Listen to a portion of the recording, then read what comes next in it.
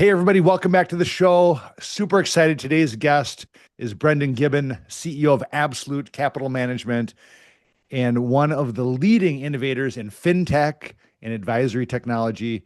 Brenden has spent over 2 decades building solutions that empower financial professionals to manage clients' 401ks and held away assets with full transparency and control. From professional bungee jumper to fintech CEO, Brendan's journey is about taking bold leaps and redefining how finance and financial advice are delivered. Brenden, welcome to the show. Super excited to have you. Kip, thanks for having me. Excited to be here. Yes. Well, maybe we'll start out with this professional bungee jumping. So you were a professional bungee jumper right out of college. How did that Yes. experience shape your mindset for risk, discipline, and taking big leaps in business? Or just kind of tell the story of how you got into being a professional bungee jumper. Absolutely. And, people who know me now, the first thing wouldn't come to their mind. That was like, bungee dude, back in the day. You got to go back in the time machine. So it was the late 80s, early 90s. I was in college. I was out in Estes Park, Colorado, waiting tables, tending bar, during summers. Great time, by the way. And then my birthday's in August, and I had a friend who was rolling through town. He said, Brenden, I have this great idea. And that is, I bought 2 tickets for us. We're going bungee jumping out of a hot air balloon for your birthday. And I Wow. said, no way, that's crazy. I'm definitely not doing that. So he convinced me, well, just come and watch me do it. And so I went, I ended up doing it, right? And it was amazing. And then, fast forward to, September, I'm back at school, I'm an intern at a bank. And, you're a low level intern. And I got thinking to myself, I think this bungee thing, I think there could be something to this in the future. And so then I hadn't yet graduated college.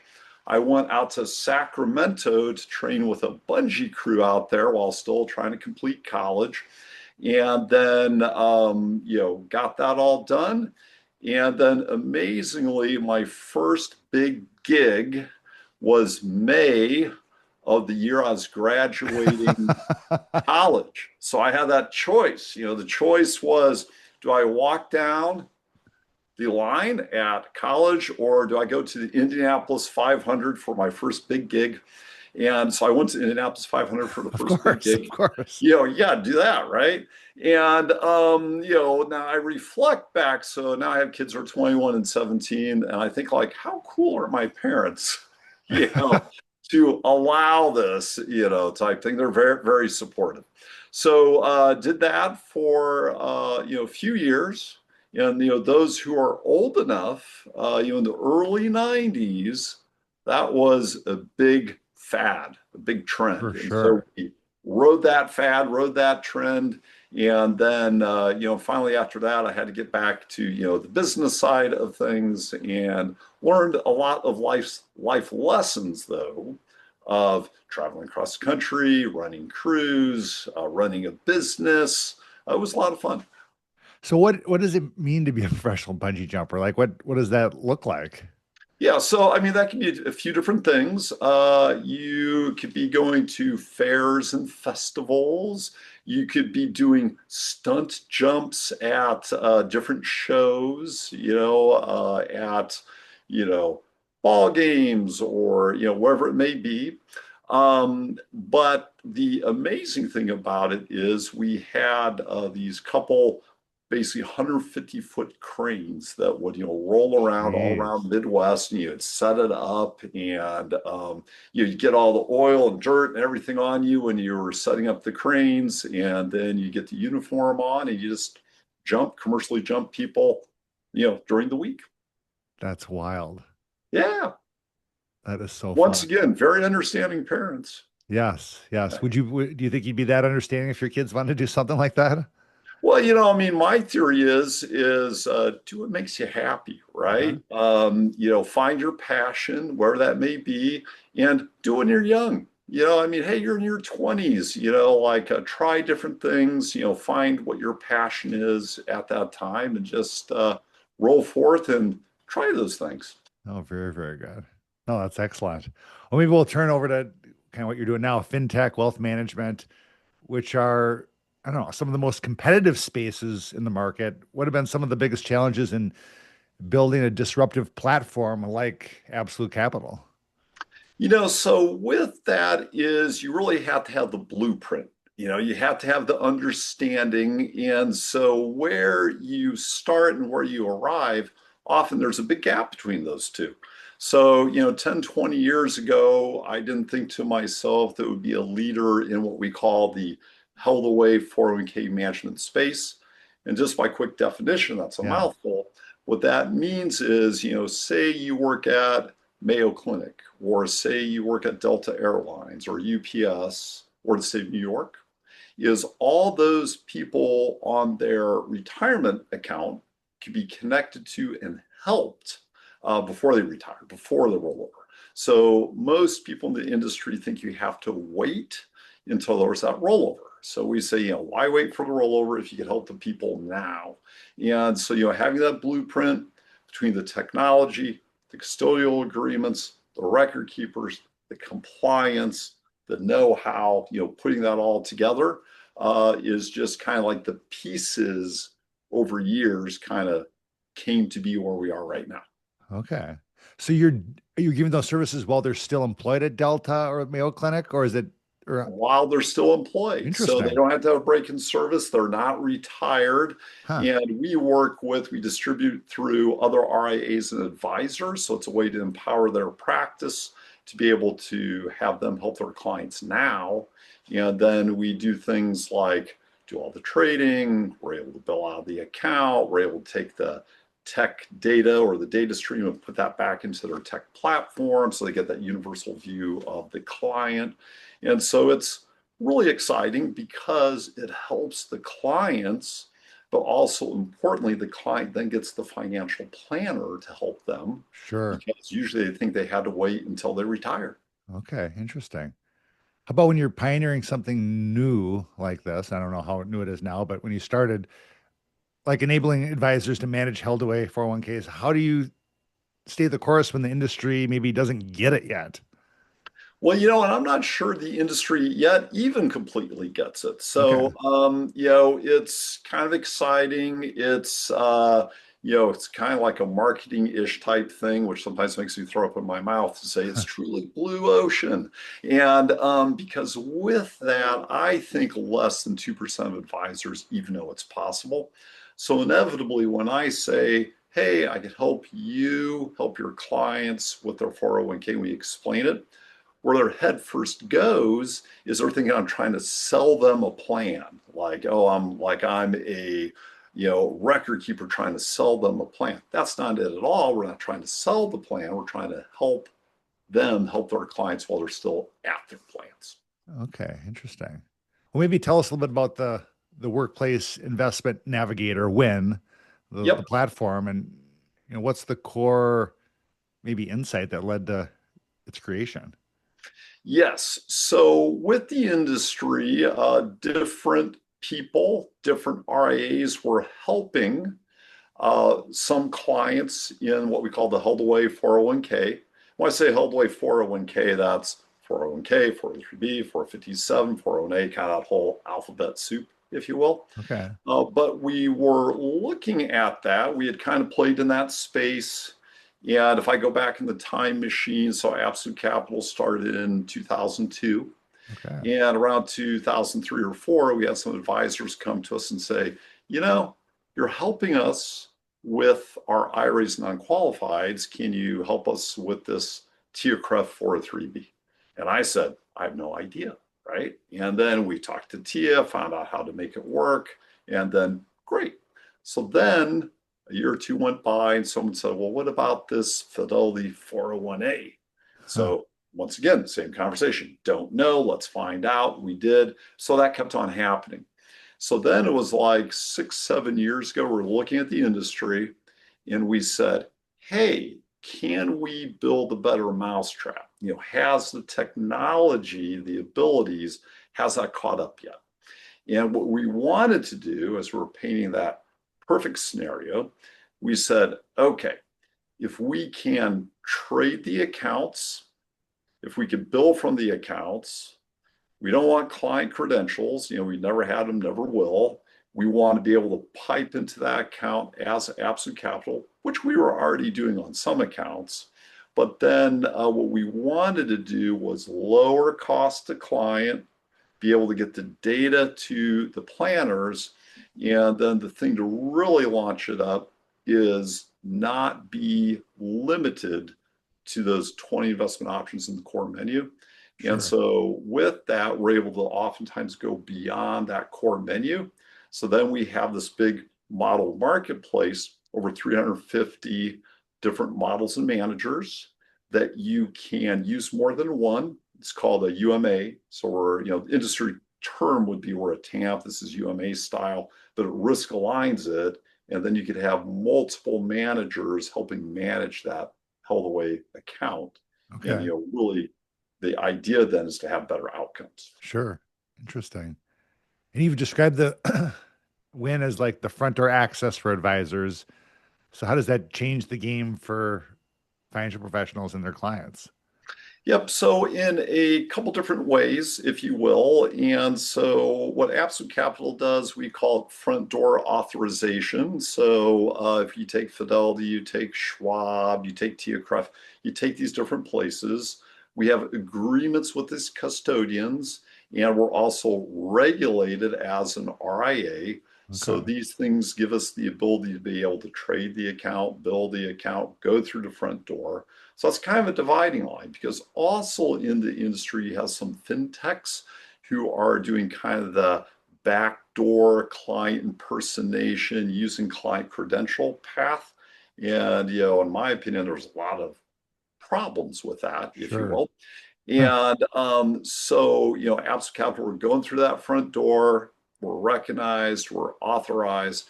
And how this helps the planner is a few different ways. One is that increases their assets under management that they could have in their book of business. And a lot of times these clients are already in their book of business. They think they Sure. have to wait for that rollover.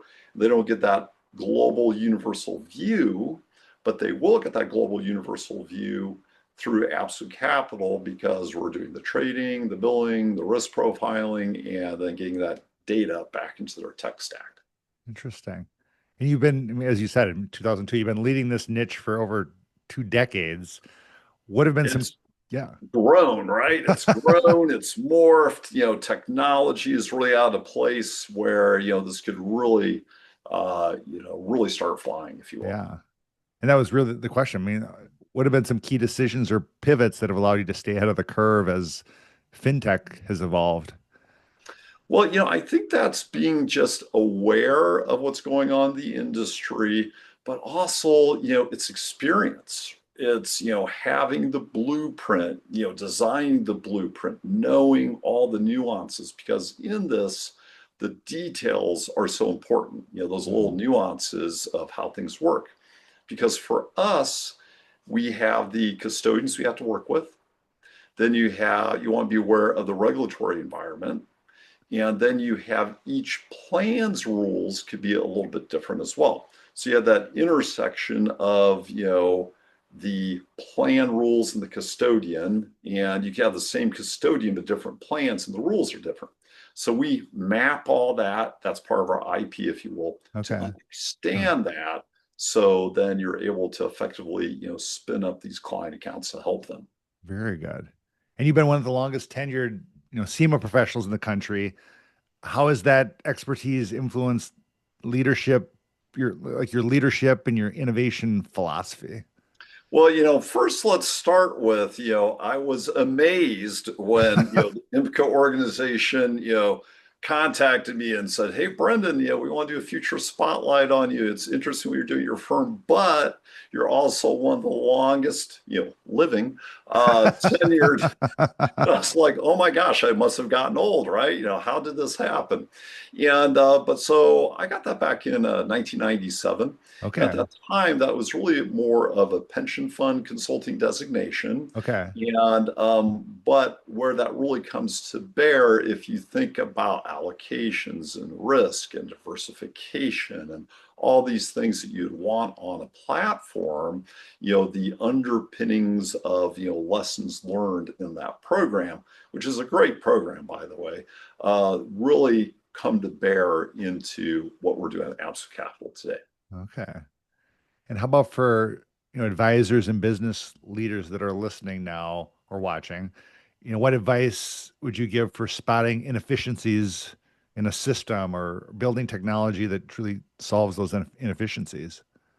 Well, it really comes down to me. It's, if you have those dial switches, trying to find that Mm. perfect blend of the dials. And to me, the dials are how much of a hassle is something in your life? Are you able to work on your business versus in your business? Am I Mm. just too busy running the day-to-day things? I'm not, client facing, I'm being inefficient, I'm, trying to scale, taking all those things into account. And then, frankly, most people don't have time to do everything. So, pick a couple things each year, really click the ratchet down on that and make it more efficient, make it more scalable, ideally make it more profitable for your business. And that's how I would approach it. Very good. And you've built obviously a product here that changes how advisors serve their clients within the confines of regulation. So how do you balance innovation with compliance? Right. So we're, tip of the spear at Absolute Capital. Compliance is right there because these are clients, what could be their most important asset, their 401k. So Right. you want to do it right. So that comes back to that front door authorization, it's the auditability of it, it's the custodial agreements. And so one wants to know their game, to have their blueprint, and to just be involved in the industry conversations to know what's going on. Oh, that's very good. How about legacy to the extent you think about that? When you look back on your work, what do you hope people say that you changed about the wealth management industry? Well, really it comes down to a few different things. One would be, from a legacy perspective, is hey, this is a great solution that's, well thought out, it's a wonderful blueprint. And, I firmly believe that's the best product. Our product would be the best in the industry, but we want to be on and continue to be on that leading edge. Then, also an important thing, I think, when it's like legacy is different counterparties we work with, people we work with. I would hope they would say, "Oh, that Brenden, he was a pretty good guy. Uh-huh. He did what he said he was going to do. He didn't have big airs about him, and he worked hard." I mean, if that, call me a kid of the 80s, right? Uh-huh. On these things, put the nose to the grindstone and get it done. Yeah. I mean, you've taken big leaps. I mean, professional in life, professional bungee jumper, and in business. What's the next frontier for you and for Absolute Capital when you look ahead? Yes. So for Absolute Capital, it's to continue to build upon what we're currently doing. We're a specialist, in that regard. And so just to continue to build on that, to continue to refine it, to continue to make it more efficient for everybody. And then, on a personal front, I would just say, continue to try to be just a reasonable voice in the industry Sure. and a great person to my family and friends. That's great. How about what do you see as the future of the advisor client relationship in this age of tech and AI and all the things that are coming at us so quickly? It's interesting. So there's this push and pull, if you will. You got AI, you have tech, you have people, what's going to go on. And I'm probably in the minority on this, but I think that people are still the key to it all. I don't Mm. think AI is necessarily going to replace that. Now, this could make people more efficient, so in how they serve their clients. But really, part of the job of financial planners is to be a financial psychologist, to Okay. listen to their clients, to know what makes them tick, to know what's important in their life. I mean, there's a lot of research studies out there that shows like, the top 5 things that a client is looking for in a planner. Returns aren't in the top 5 if you're within the right range. It's all these, other life things. Then I was recently out at a Fidelity conference and was sitting in on a session. And one thing I thought would be really exciting, particularly if you're young, my stats may be off a little bit here, was something like the next 8 years, 32% of all financial advisors are going to retire. Wow. Then you only have about a 0.5% or 1% of new people coming in.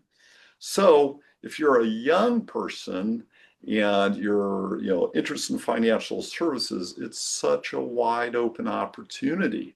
I was also just out at the Schwab conference. And at the Schwab conference, what they had done is they had invited different universities out. For some universities and colleges are doing as part of their undergrad, where you can get your CFP by the Okay. time you're getting ready to graduate. Nice. So, here are all the young guns coming in, at the industry conference. And I thought to myself, wow, exciting. Those people are going to light it up. Now, as an advisor, I always think that if you're young, you got to survive that like 5 lean years. Right. You got to put your time in. Ideally, you're attaching yourself to a team. And there's so many different roles one can do as well. You could be an advisor who's client facing. You could be operations. You could be a person who's helping in the portfolios. So whatever your proclivity is, you can really lean into that. But it's all about putting in that time, those 5 years. It's not instant gratification, but if you can get through that, you'll do well. That's very, very good. How about what's the, I don't know, the most valuable lesson you've learned maybe early in your career outside of finance that's taught you about about leadership? I think it's just work hard, right? It's, Yes. I mean, That's that's really good. what comes down to, what I see out right now, a lot that's kind of in vogue is everyone's like, oh, have like this quality balance of, life and work and all these things. No problem. If you want to go work a 9 to 5 job, you could have that. But if you're starting something out or trying to build something, you better be jazzed about that, because so much of your time, effort, energy, blood, sweat, and tears going to be put in on that. Is you don't have that, that balance of life. But if you're passionate about it, work, life, family, they don't have to be separate silos. They could Yes. all overlap together. Very, very good. How has your personal definition of leadership evolved over time, or maybe as Absolute Capital has grown? So I think a big part of that is learning how to let go Mm. and not want to control everything.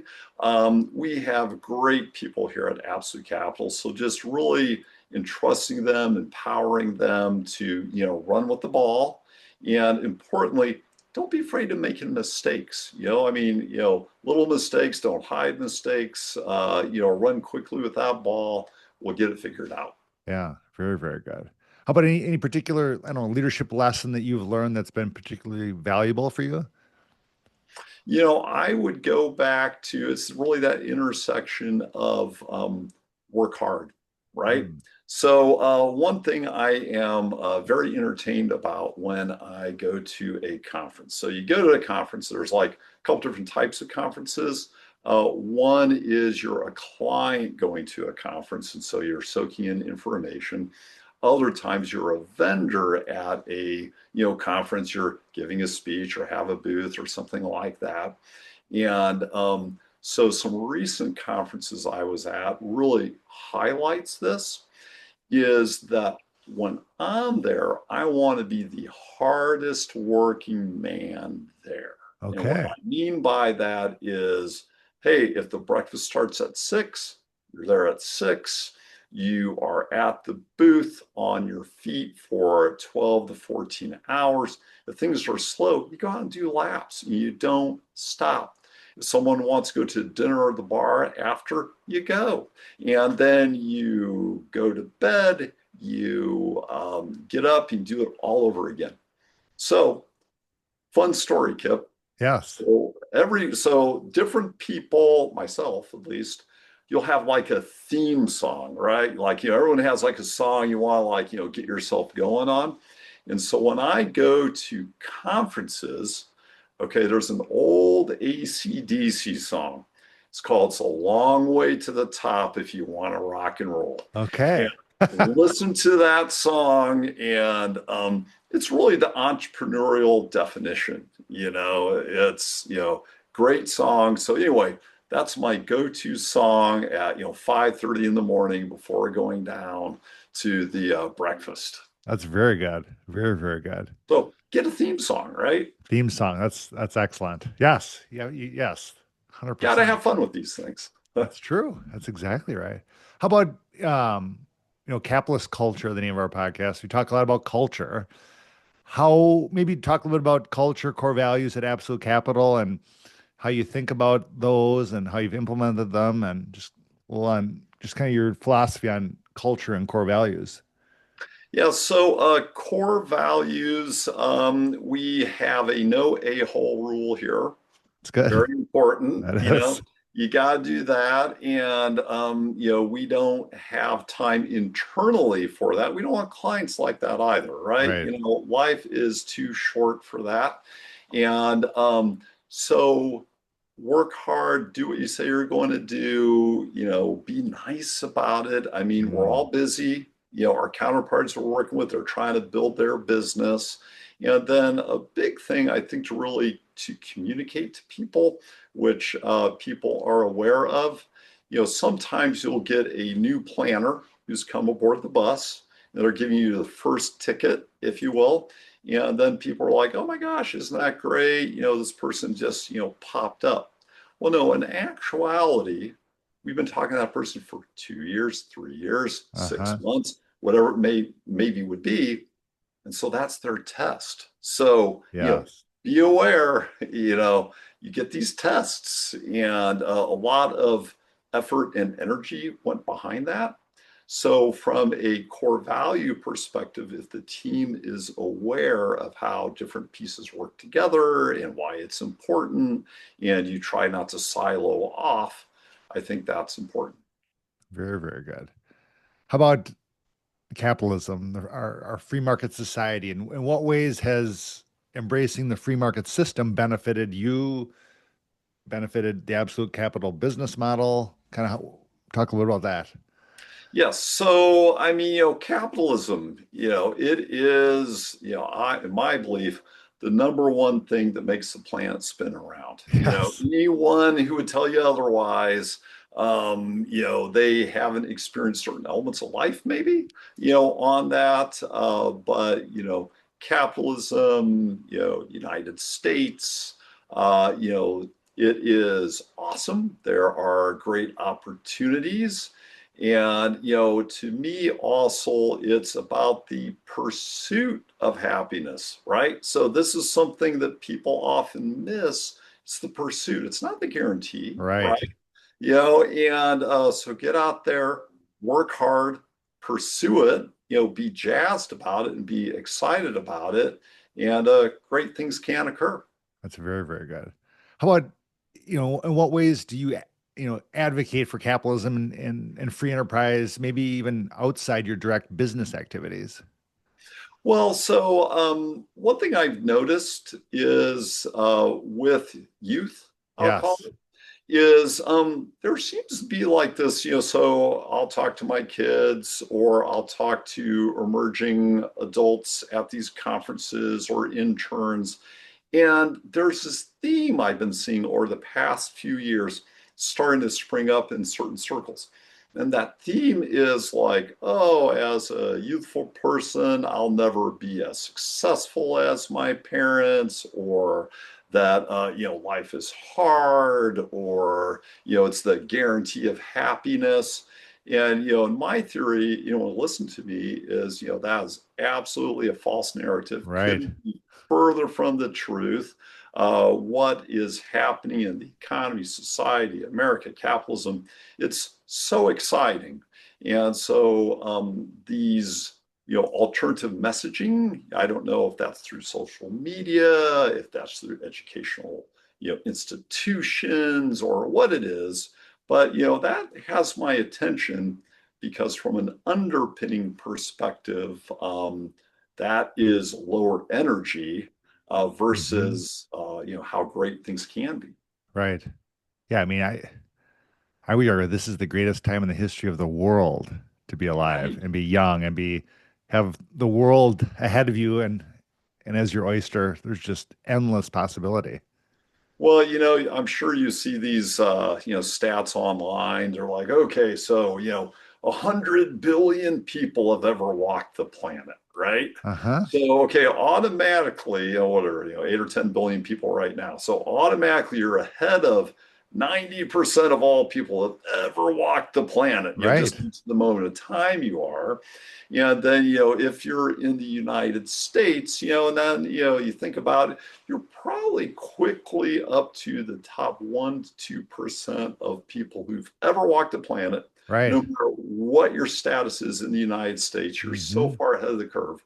So I always try to preach thankfulness and Yes. gratitude. Yes. Yes. Being Yes. grateful goes a long way. So, every day when I get up, every night as I'm drifting off to sleep, I just think how grateful I am. And that really sets, I think, the tone for how you think. No, absolutely. And kind of along those lines, any particular advice that you would give to young or aspiring entrepreneurs, as they look to succeed and thrive today and into the future? Yes. So I would say do it when you're young. You can always do Hmm. it when you're older, but the risks are lower. Now, the perceived risks when you're higher are going to be higher when you're young, right? You don't have that wisdom of experience and Right. things like that. But do it in your teens, do it in your 20s. If you have an idea, get out there and pursue it because you never want to be in a position to say, "Oh, what if?" Or when you look back. Right. So just go for it. Now, another thing I would say is don't be shy asking for help. Hmm. You know, Yes. Asking for help is not a sign of weakness. It's a sign of strength. You're trying to build something, work the network, work people who know people, go deep in it. So for an example is also if you can find any common connection, it could be, someone, it could be a university, it could be a club, it could be an interest. If you have any common connection that you could, vibrate with someone on, people want to be helpful. And, it just goes back to, okay, if you ask, 10 people for help, I bet 5 or 6 would reach their hand out. I mean, Right. I've had that experience in my life. Yes. Me too. There was a great book called Influence is Your Superpower. It was written by, entrepreneur, but also I think a professor either at Yale or Harvard and something like that in business. But she writes, and this is so true, that like people are so hesitant to ask for help, but people want to help each other. Right, And just to think of yourself, like when someone asks you for help, you want to help them, but yet on the flip side, people are so afraid to ask for it. And just right. and, a lot of it had these assignments for her students to go and do things, and one of them was just to go ask people to do something. And the one I always use is like if you go to like a restaurant that maybe has, a bar in the middle, or like you're getting brunch after church, and you have a group of four people and there's sporadic seats open around that bar, just go and ask the people, would you mind just shifting down one seat or two seats so we all can sit together, which for the youth seems insane, but it's like no Right. big deal, but just asking people are more than happy. Oh, sure. And they'll all just shift down. And so I try to do that all the time whenever the opportunity presents because people want to help in big ways and small ways. We just have to get in the habit and building that muscle of just asking for help. Absolutely. So, with that, I think also if you're younger, for many people, not all, there's this like cocooning going on. Yes. I want to be in my cocoon. I want to, just be at my phone, my home, my immediate circle of friends, and I'd be shy to speak to other people. So to your point, I think it's important just to get out and work that muscle. Now, also with part of that to kind of bring that back to planners, there's an interesting stat. Okay, so most planners would say that the best way to grow their business is to ask for referrals. To be out there to be asking for referrals. And here is the crazy thing. I think it was Fidelity or Vanguard, someone had done a study, is on average, the average planner asks for one referral per year. Wow. Per year. And they get on average 2 to 3 new clients per year. That is it. So if you could get out there a little bit, ask for the referrals, be out in the community, I mean, you'll be so far ahead of average. Go for it. That's great advice. And that, I mean, that's for planners and anybody in business asking for those So referrals. It's yeah, so powerful. yeah, it must be. I don't know if it's the wiring, it's the DNA in people not to want to do that. But if you could get over that, that'd be wonderful. Right. I've even found in business development, the best way is instead of directly asking for someone's business, just asking them, who do you know who could benefit from this and asking for the referral. But that's the best way to get the person you're talking to's business as well. Yes, and then also like a big believer I'm in is that I like pretty much everyone. I love people, I'm with you. right? Yes. You know, Yes. And so when I am talking to someone, I'm not really doing it for any purpose. I Uh-huh. have no like initial motive, like, oh, I want to get business from this person or anything like that. And I find if you could help people, Mm, always ask what you could do for them, that's a powerful magnet yes. because, if you could give more than you want to take, that's a great spot to be in. Oh, absolutely. That's huge. How about as you've grown Absolute Capital and you're just looking at people to bring into the organization, I mean, what's your approach to attracting and then retaining like high performance people within to the firm? I mean, how do you get the I best of the think best to that come join you? Yep, I think that is a challenge for any organization. So, of course, we have a core team that's been here a long time. We've all, pulled the wagon forward. And then for new people coming aboard, it's really more about attitude and desire and passion. So much can be Okay. trained, but then for your high performing people, it's also a matter of checking in with them, but then getting out of their way. Let Yes. them run. You've hired that running back, let them run, Uh-huh. is the important thing. No, for sure. How about just kind of future opportunities? What, as you're looking out on the horizon, what are you most excited about? What are the biggest opportunities or trends that you see, and then maybe how you're positioning yourself and Absolute Capital to be a part of those?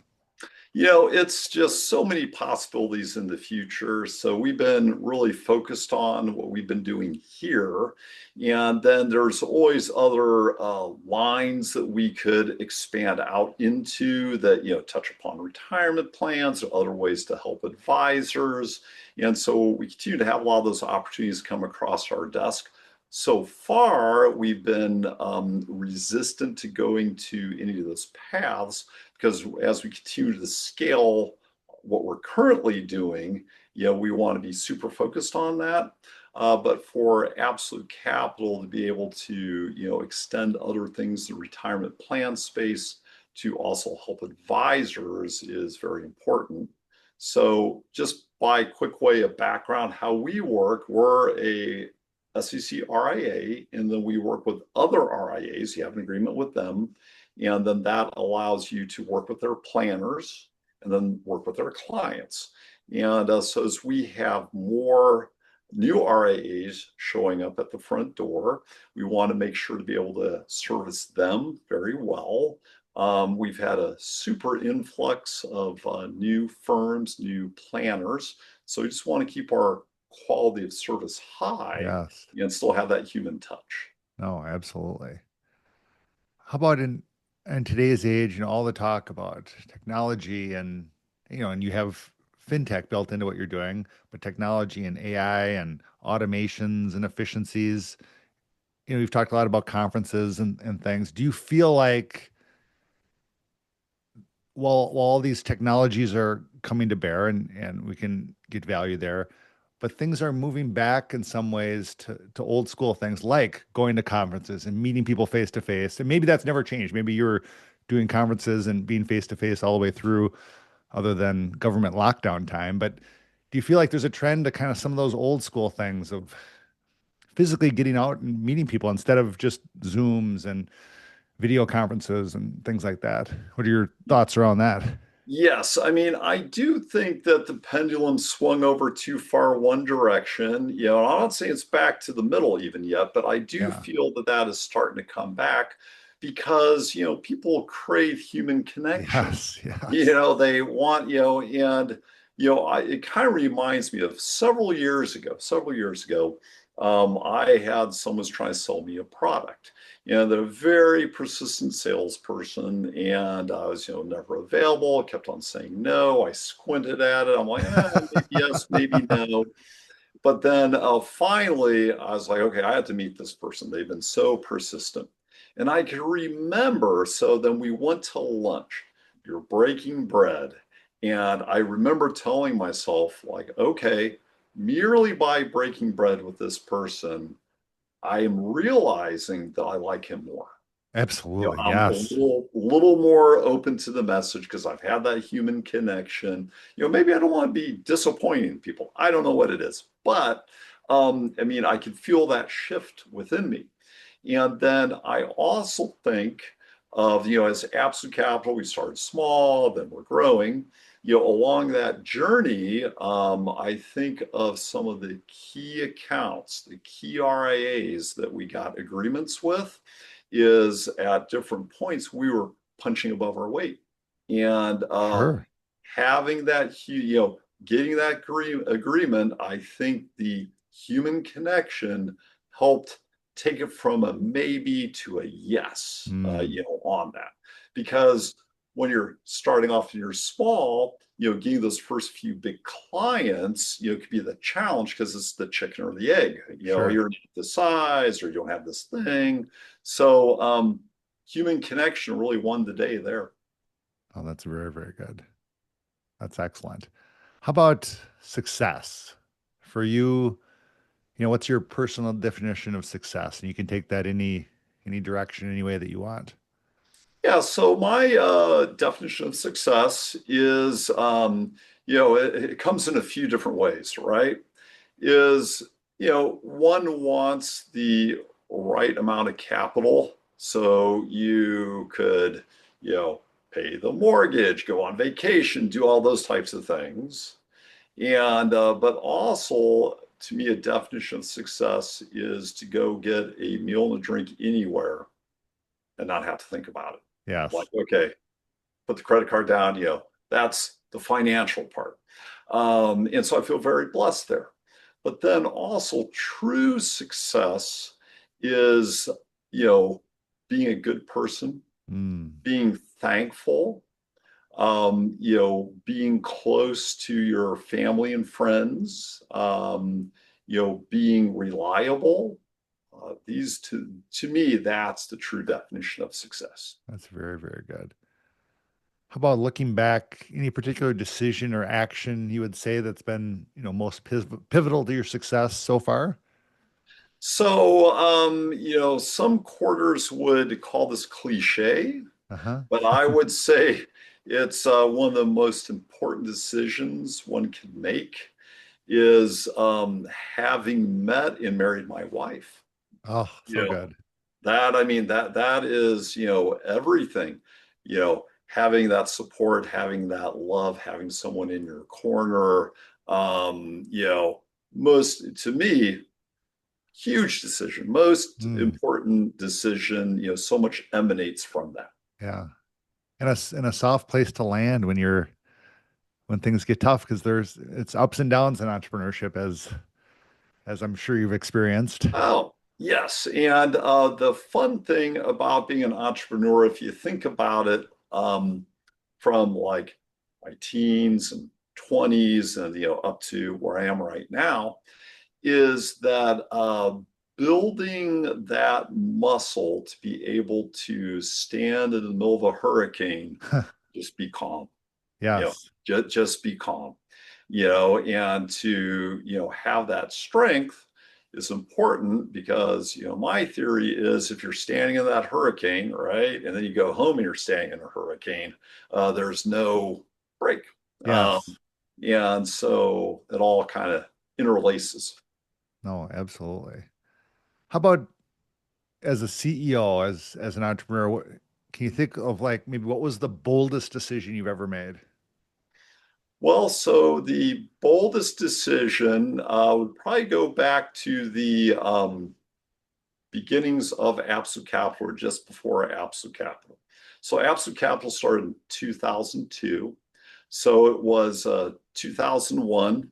And I was sitting with, at the time, my fiance, now my wife, Uh-huh. and she was working. And I said, I have this idea, I want to do. And we put our heads together. And I said, okay, here's the thing. Now, if I do it now, before kids start coming, Hmm. that's a lot easier than, you don't have so many mouths to feed. And if it doesn't work, I can always go get the 9 to 5 job. And so in a very short period, in 2000, late 2001 to 2002, left a job, started a company, got married, bought a house, Yes. probably some other things there. So, that like 9 month period is just like, okay, put it all together, let's rock. I feel like that is, which sounds wild, but such a common story. People starting, excuse me, starting their business or changing jobs at the same time they're getting married, buying their first house, maybe having their first baby. I mean, it's so common. Often all those like super stressful, life-altering things happening at the same time. I mean, have you seen that too with clients or just people you've dealt with over the years? I do see that theme occur more often than I would imagine. At first I thought, oh, maybe I'm unique in that regard. But, as I'm talking to other entrepreneurs, they're always like, oh, there's that flashpoint. And, to me, that flashpoint is like, you better get going. Now's your moment, to try it. There's, once again, it's the pursuit, not the guarantee of happiness. Right, But if right. you're going to pursue it, there's times to get on that horse and charge. And that was a great moment. Yeah. I've noticed like when people are making major changes in their life, they tend to kind of stack them on and make a lot of them. We like in our business doing executive recruiting during Mhm. COVID and the lockdowns when people just had time to reflect and maybe they're going to move to another state or just make some major decisions. People tend to be a lot more open to other changes. Like, yeah, we're in Minnesota, we're gonna move to Florida. Yeah, now I've been in my role as a CFO at XYZ company forever. Yeah, now I'm interested in just seeing what else is out there. Or, maybe I'm gonna start a business. I mean, it's when those monster changes happen, it's almost like going to like a Tony Robbins or some sort of like event like that where you're just like so emotionally charged that you need something just like snap you out of the day-to-day routine and and just kind of mental, I mean, process you've gone through to like, okay, now I'm awake. Oh, now there's the possibilities are out there. I'm going to make, or at least consider a bunch of different changes. It just seems to be a real common thing, but you need something to just kind of snap you out of that routine to wake up, if you will. I mean, kind of almost like the Matrix, like you're unplugged and all of a Yes. sudden you can see the world as it is or as it could be. I don't Well, know. I think that yes, if you hear the bell ringing, it's time to answer the call. Yes. Because there are also probably in life, there's a few times in life where you could probably do that, where it makes sense. One is when you're young, right? And the middle part would be, some type of big life event. And then probably on the tail end of the career, or you want to be consultant or something like that. Sure. So, there are those moments when it's a lot easier to do. And so, my suggestion always is just go out there, go for it when it's the right moment, when that bell's ringing. Yeah. No, that's very good. Well, maybe we'll end with one more question. Usually I end with the success question, but I thought maybe we'd end with like purpose. 'Cause a lot of people are go through life and and maybe they know, or maybe they at certain points they come to the point where they really think about it. I mean, do you when you have you reflected on, what really gives you purpose in life or in your work or personally, professionally? Maybe they're intertwined, but just what types of things just give you that sense of purpose? And it maybe Well, to add a little more, mhm. again, talking about all the AI and technology stuff and people talking about those things taking over, but maybe humans losing a sense of purpose. So maybe purpose is more important now than ever to reflect on and think about. So with that, I'll let you talk. Sorry, I cut you off, but Yeah, no. purpose. So, purpose is, yes, let me dive into that. Then we'll go back and tell a little fun story Yes, absolutely. as well.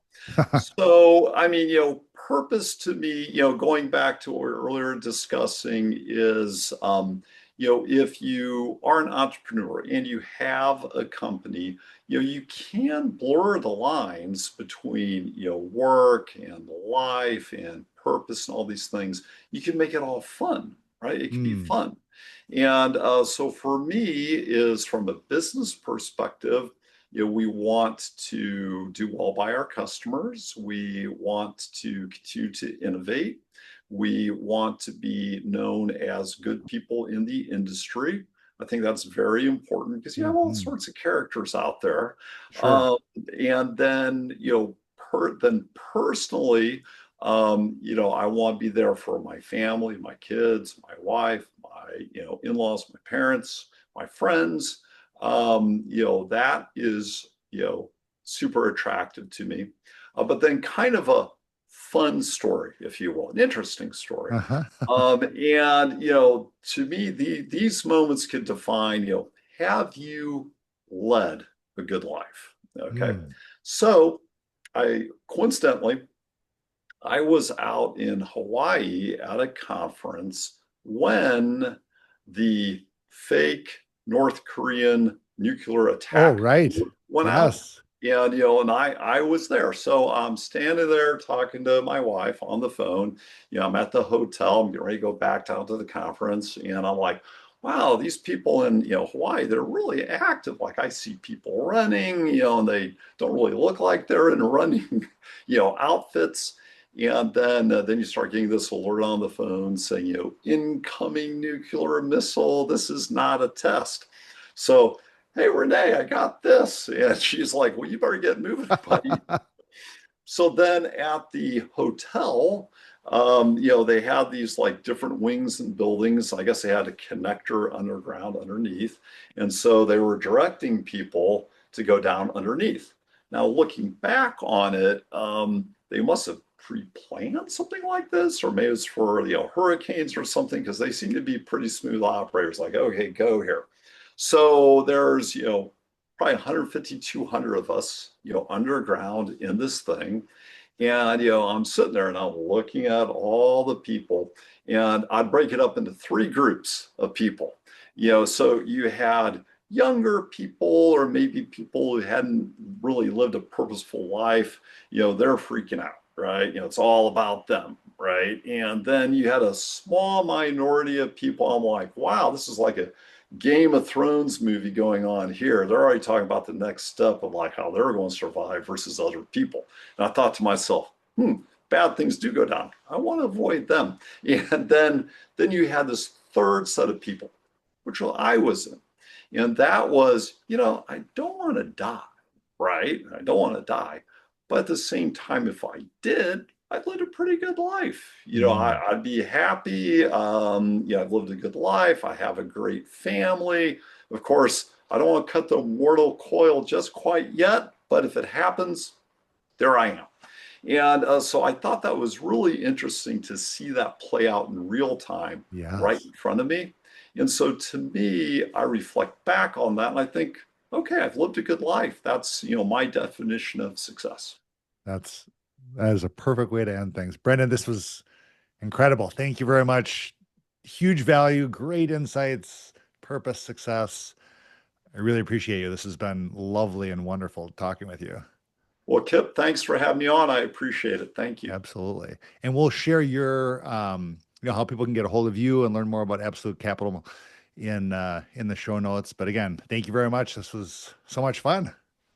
Awesome. Thank you. All right.